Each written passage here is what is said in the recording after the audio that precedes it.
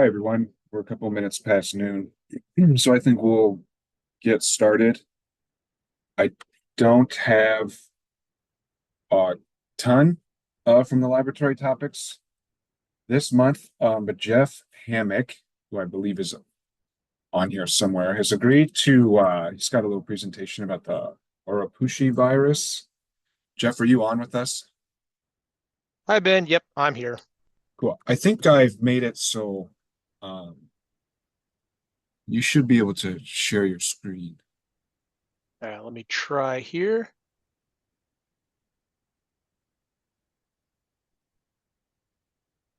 All right. Can you see my screen? Let me stop. Yep, there we go. Okay, perfect. All right. Well, Cool. I'll go ahead and get started then. Yeah. Oops.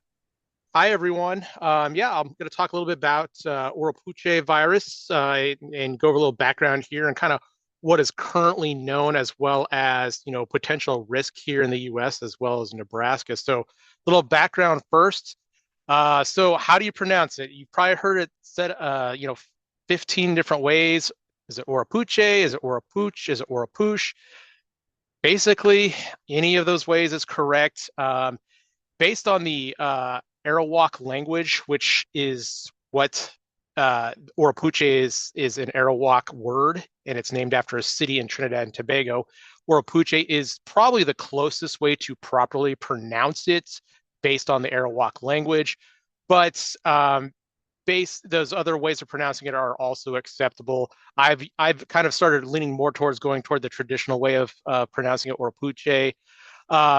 There is a great little article in Emerging Infectious Disease on the etymology of the word itself. So if anyone is interested in kind of the history of where the name comes from, feel free to take a look at that article. As I kind of mentioned and alluded to, it was first seen in Trinidad and Tobago in 1955. The initial patient was a 24-year-old male who presented with fever, backache, and cough. Their occupation was as a charcoal burner, so they would visit the local forest to carbonize some wood. And they were in this forest about 2 weeks prior to their illness onset.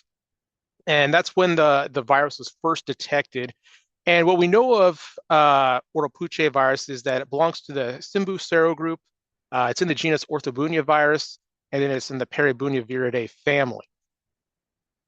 Now, a little map here. Here's Trinidad and Tobago, just to kind of show where Oropouche is located. You can see that the patient residence is up there in kind of the northeast parts, and then the nature reserve where he worked as a charcoal burner is there, located pretty close to his residence.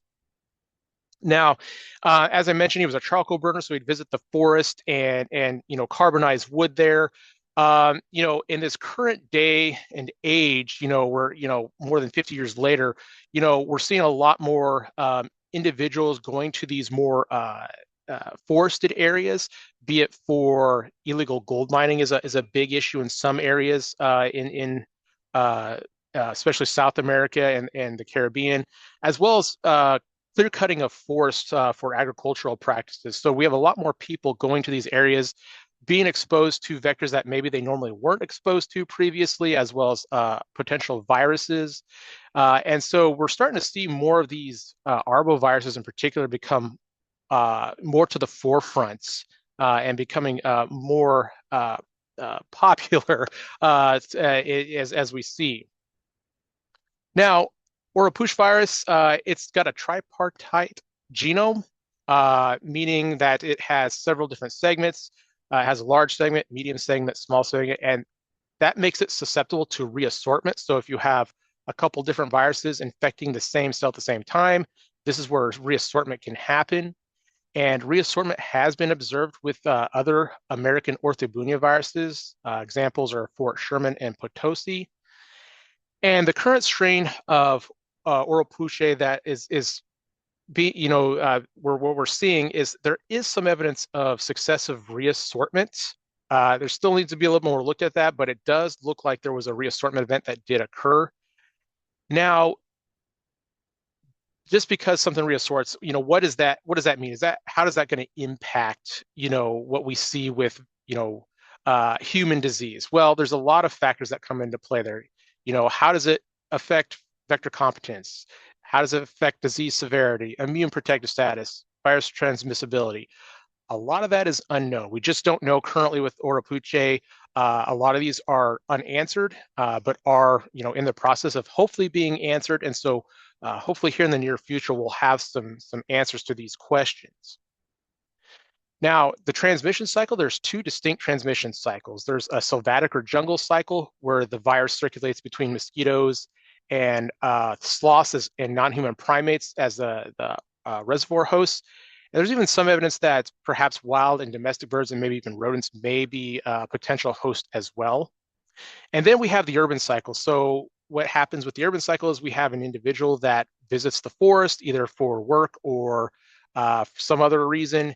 They become infected, they come back to the urban setting, and they develop symptoms and a viremia there. And this is where they are then fed on by the urban vectors, primarily Culicoides pararensis, which is a biting midge, and potentially even Culex quinquefasciatus, which is a mosquito.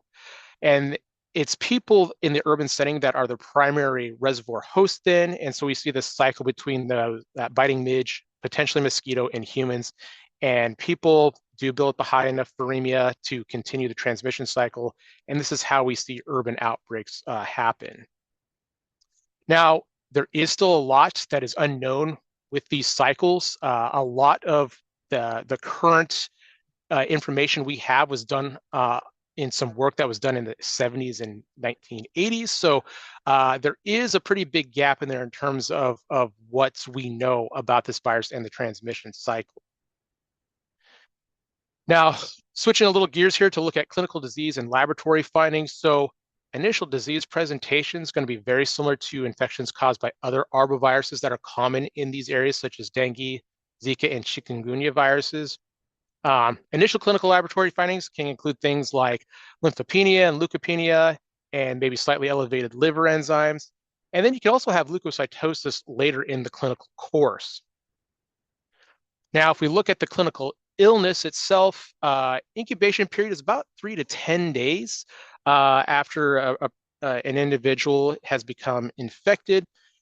The symptomatic attack rate is around 60%, so that's a little bit different. We usually don't see an attack rate about 60% where symptoms are present. If we think of things like dengue and West Nile virus, usually less than 50% of the cases there actually present with some sort of symptoms.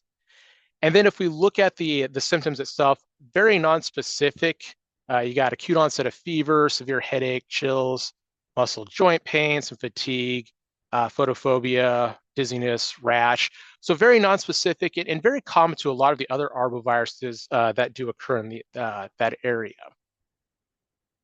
Now, the clinical course is usually fairly short-lived initially. It usually resolves in a couple days, maybe a week to 10 days.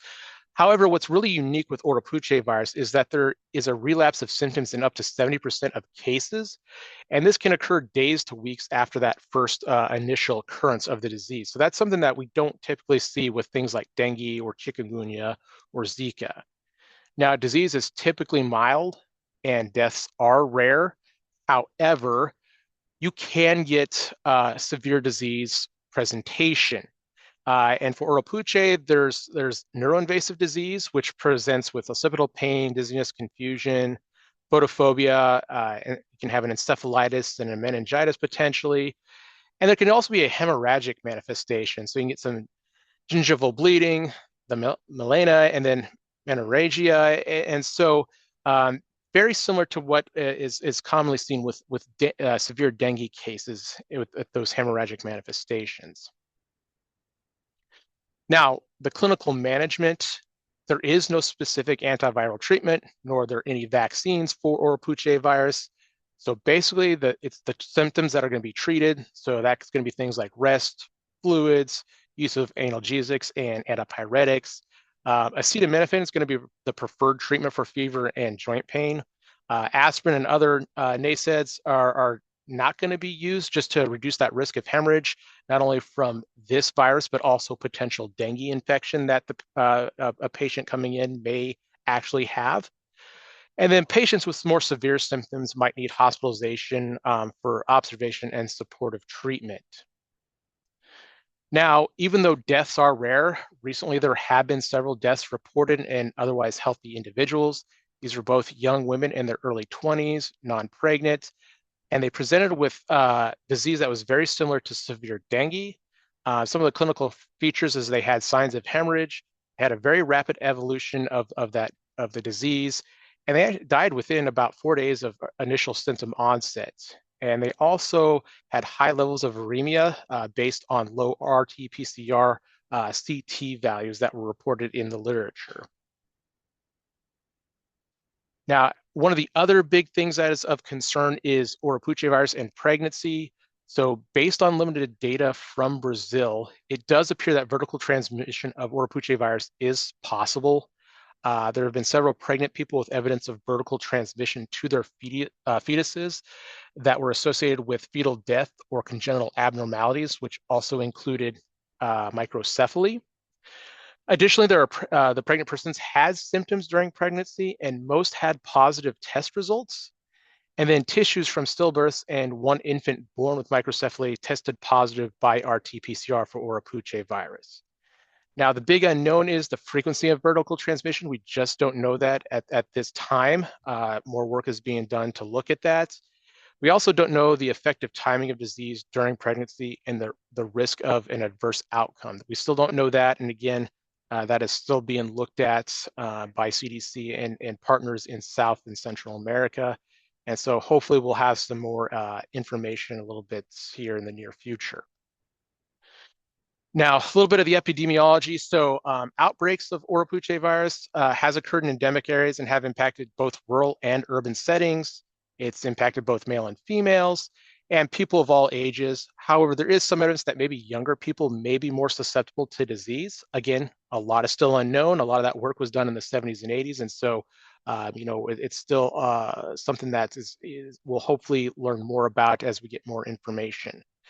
Now, in some of these areas where outbreaks have been reported, when they've gone back and did even some sero-survey stuff, there's been an attack rate about 30 to 40% of the population has shown signs of infection.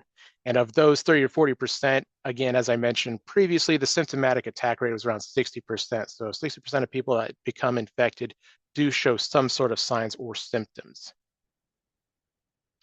Now, I'm not going to spend too much time here on this, Oropouche transmission activity over time. Basically, there's been sporadic outbreaks historically, and there's been outbreaks more recently from 2020 to 2023 that just kind of seem to have been more frequent in nature compared to what we have seen, historically. Now, what's driving that? We're not for sure. It could be a number of factors, be it climate change, could it be travel patterns, etc. So something we still don't know a lot about. Looking at the current outbreak, this is an epi curve looking at the region of the Americas from PAHO. And what we can see is, number of cases have gone down here over the last several months. And not unsurprising, the southern hemisphere, where most of these cases were being reported from, are in their winter time. And during the winter, that's their dry season. And since mosquitoes and biting midges are the primary vectors, they rely on water to lay their eggs in. So again, in the drier season, we're going to see a lot less of the vector activity. So not too surprising that we've seen fewer cases reported. If we look here, individually from some of the countries, again, you can kind of see the epi curves here showing fewer cases as we've gone over here the last few months. The one big question mark is Cuba. That Cuba is in the northern hemisphere, so they're in their summer right now, and this would be their primary time for their wet season.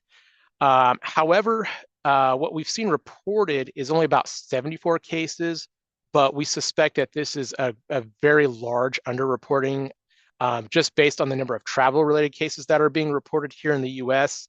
And based on some anecdotal evidence I've seen kind of reported in the news, it does seem like there is a larger outbreak ongoing in Cuba. It's just not being reported to like PAHO or the WHO. So in all likelihood, there's a pretty big outbreak that is probably going on in Cuba as we speak. And so what is that risk to the US then?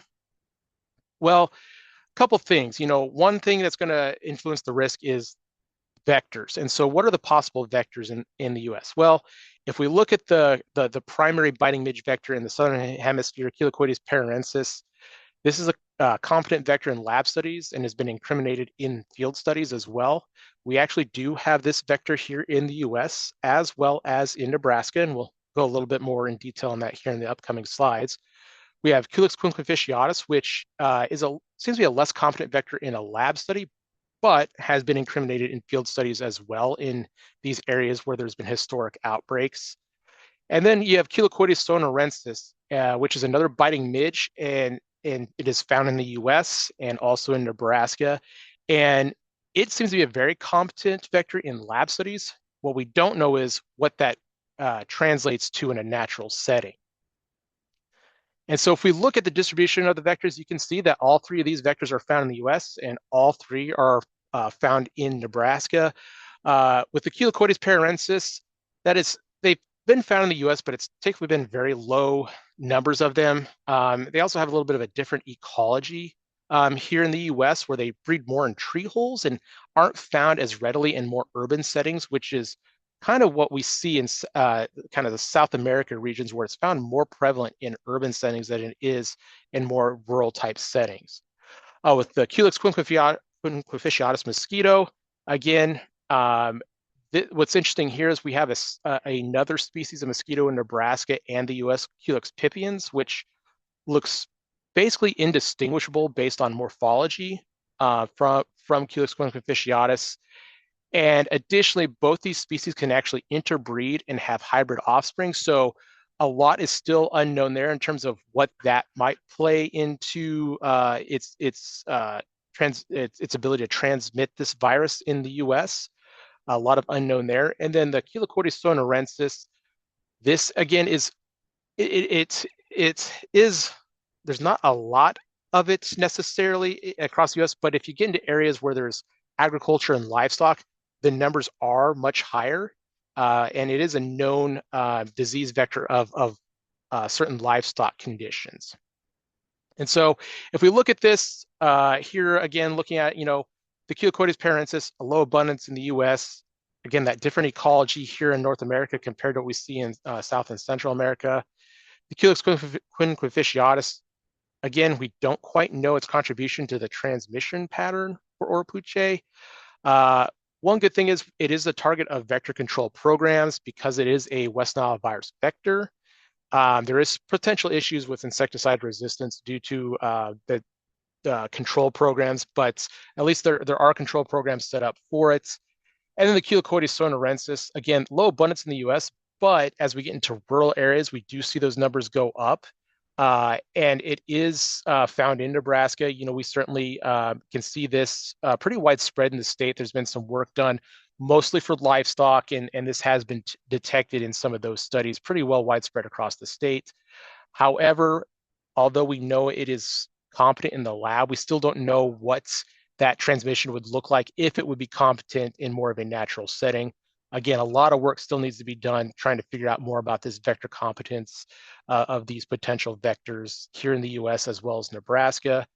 And one good bit of news though, our Culex tarsalis mosquito, which is our primary West Nile virus vector and our most our dominant Culex species here in the state, it does not seem to be a very good vector for Oropouche virus. So that is some good news on the potential vector front for this for Oropouche virus. Now, the risk for sustained local transmission in the continental US is still likely low, but it's not zero. Risk is not going to be uniformly distributed over space and time.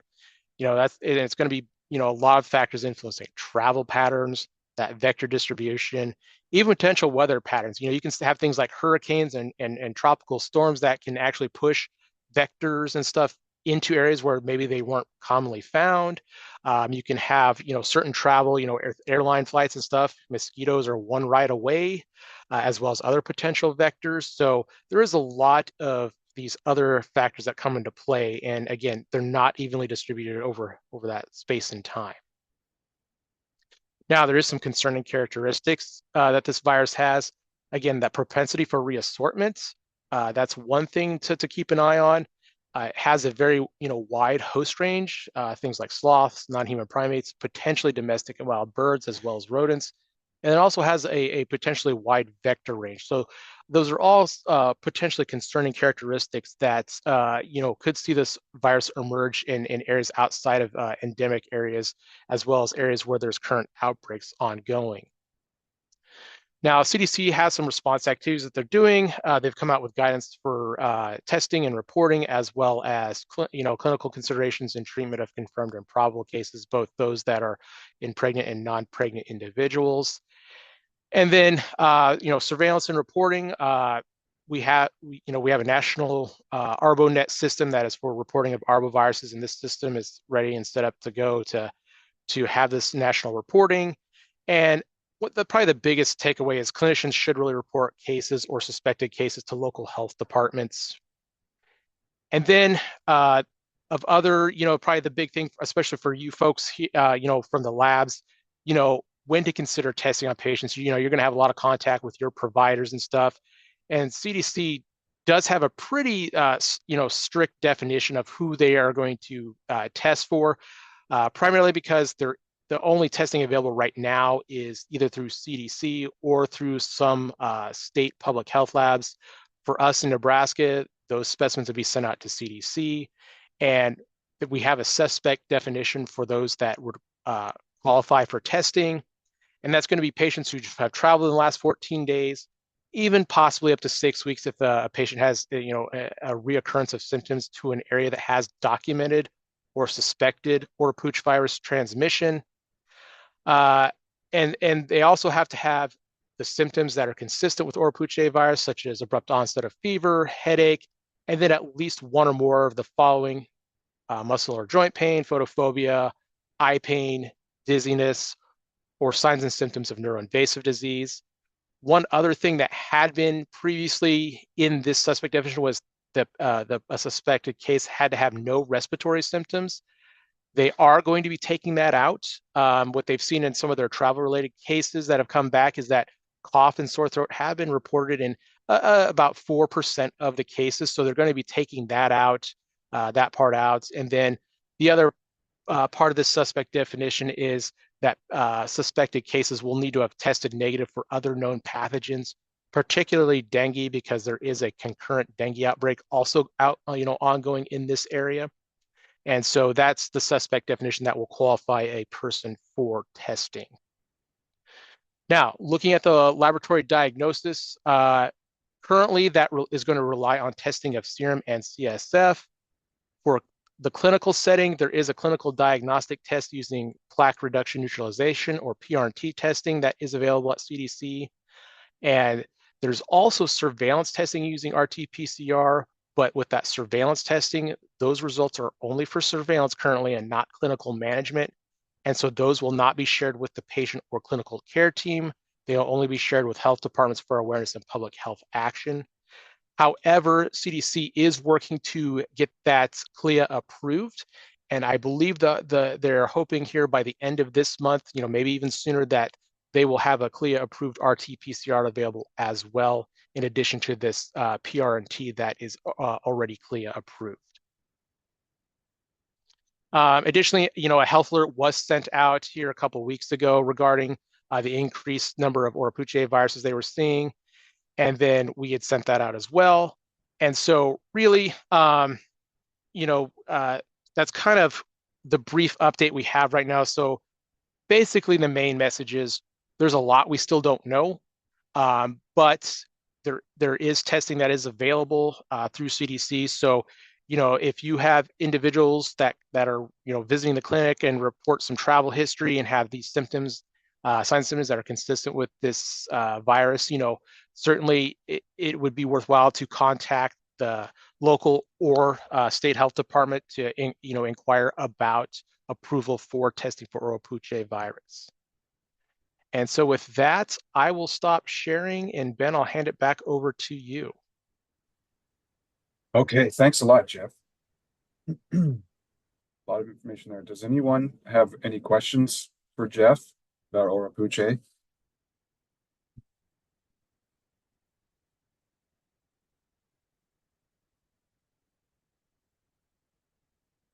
Well, thanks again, Jeff. So just a few more things for the laboratory topics.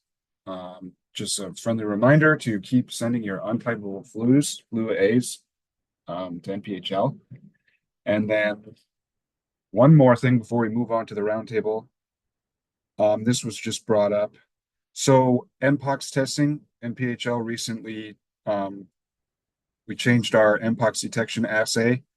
And so dry lesion swabs are no longer the acceptable specimen source. So it's still lesion swabs, but they have to be stored in viral transport media or universal transport media. So that is the big change there. That's been updated on the website. If there's any questions about sample collection and acceptable specimens, feel free to reach out to me or Becky. Oh, Becky's got the link to the alert that went out a little bit ago in the chat there if anyone wants to take a closer look. And if there's no more questions or comments, I'll give a second just if anyone has any questions or comments. Okay, we'll go ahead and move into our DHHS roundtable. Starting with the hospital-acquired infection and the antimicrobial resistance team. Ishrat, are you on the call? Yeah, I'm on the call, but I think Dr. Ashraf is going to give some updates Okay. today. Hi, everyone. So I just wanted to kind of let everyone know that, as we discussed last time, there was some wastewater CRS detection through another company, a national company that have been doing some wastewater testing for CRS in Lincoln. And because of that, we did ended up sending out an email to all of the facilities, skilled nursing facilities and acute care hospitals in Lincoln, Lancaster area, that if they want to do point prevalence screening or admission screening for CRS, we'll be happy to support that coronization screening. We have not heard anyone showing interest so far, but the message was sent out. The good news also is that we have not seen any further detection for CRS from Lincoln, Lancaster since then also. So I just wanted that offers still a stand though. If a facility wants to go ahead and do some admission screening or point prevalence screening and they are high risk, we will consider helping them out with that. So yeah, that's about it. Thank you. Thank you, Dr. Ashraf. We're gonna keep moving down the list here. So next we've got kind of our respiratory updates. We'll start with RSV and flu. Yeah, thanks, Ben. So good morning or afternoon, everyone. A couple things on the RSV, flu, and kind of other non-SARS-CoV-2 respiratory topic.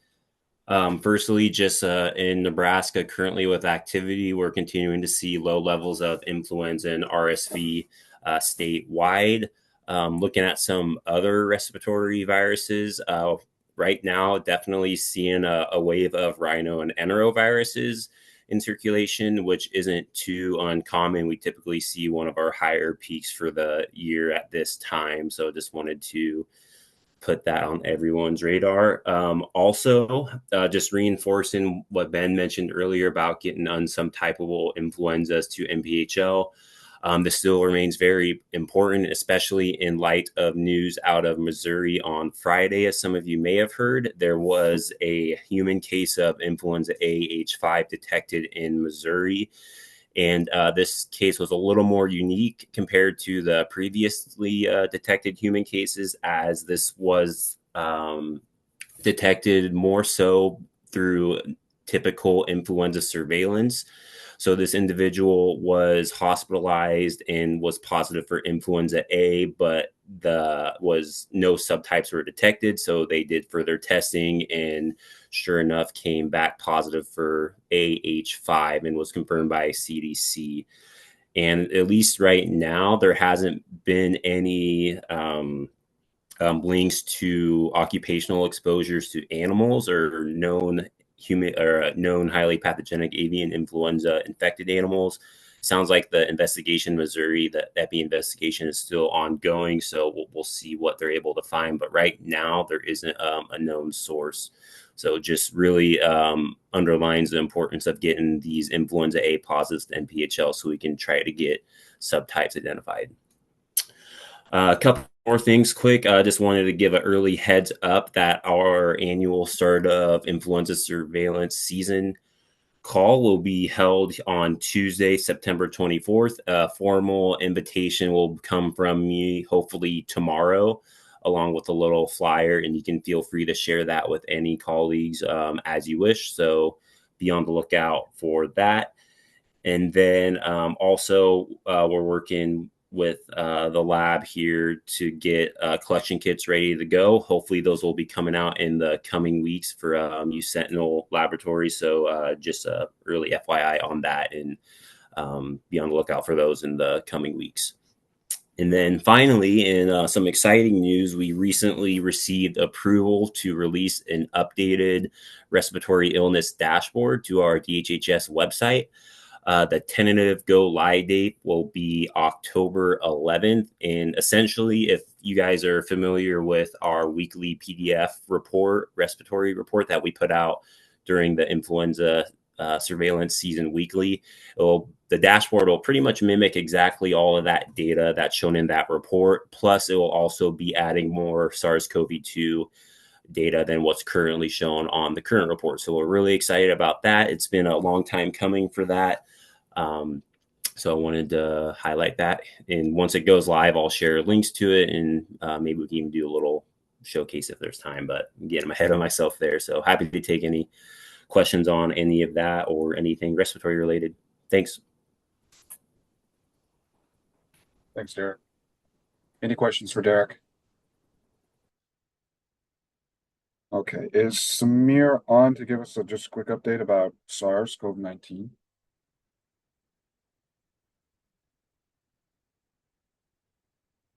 If Sai is on, he should be doing the SARS-CoV updates. And if Sai is on, he can give updates on SARS-CoV if he's on. Okay. Samir's busy. Is Sai on? Perhaps Okay. not. Okay. Okay, thanks, Robin. We'll move on to enteric outbreaks. Someone wants to. Yeah, there are no updates from enterics this month. Okay, great. Thank you. And back to Jeff. Yeah, I think the main thing is it's West Nile virus season. We're starting to see, the last couple of weeks we've had a big increase in the number of mosquito samples that have tested positive for it, and we're starting to see an increase in human cases being reported. So, just be on the lookout if you have, patients with neurological symptoms presenting, probably a good bet to test for West Nile virus, or if you have individuals coming in with fever of unknown etiology, definitely West Nile virus should be maybe on that suspect list as well. So we're seeing an increase there. And then perhaps folks saw the press release that was sent out on Friday regarding the Cache Valley virus detection. So, I don't think it's unsurprising to have detected it. We've had livestock cases with it, sporadically reported. So this is the first time we've detected in mosquitoes. Very similar situation with Jamestown Canyon virus. It's our first year testing for these additional arboviruses outside of the West Niles and St. Louis encephalitis viruses. And so I don't think it's too unusual. When you look, sometimes you find. And so just kind of keep that on. There is no commercial testing for Cache Valley virus. If you have, if there's any suspicion of Cache Valley, which can present with a neurological disease, it would be one of those rule out all the usual suspects first. And then if that person is, you're not getting anything, positive tests back on that, and, the patient has reported outdoor exposures, mosquito bites, etc., maybe then it's time to start thinking about one of these other arboviruses to test for. And with Cache Valley, again, there is no commercial test, so it would have to go to CDC. But outside of that, West Nile virus is, kind of our main thing to kind of keep an eye out for right now at this time of year. Okay, thanks a lot, Jeff. And then Kristen, I see you're jumping on here. Any updates with the TB? Yes, we did post our 2023 TV annual report that is available online for anybody who would like to see that. And I know Becky reported out last month. I was on a conflicting webinar regarding this PZA testing issue. So this is a nationwide issue where there are bad test kits for pyrazinamide drug susceptibility testing. So if we do have an issue here locally in Nebraska, I will be reaching out to your lab to see if you do want to have the sample sent to Nebraska Public Health Lab, and we can send it through CDC's mechanisms, and we can get a PZA result through whole genome sequencing. So that is an option for any positive TB lab that we have come through the state. So I just wanted to share that. And if you have other questions, please reach out to me or to NPHL directly. That is all I have today. Okay, thanks, Kristen. We will move on down to the STD program. I believe Tammy is doing updates for the STD program.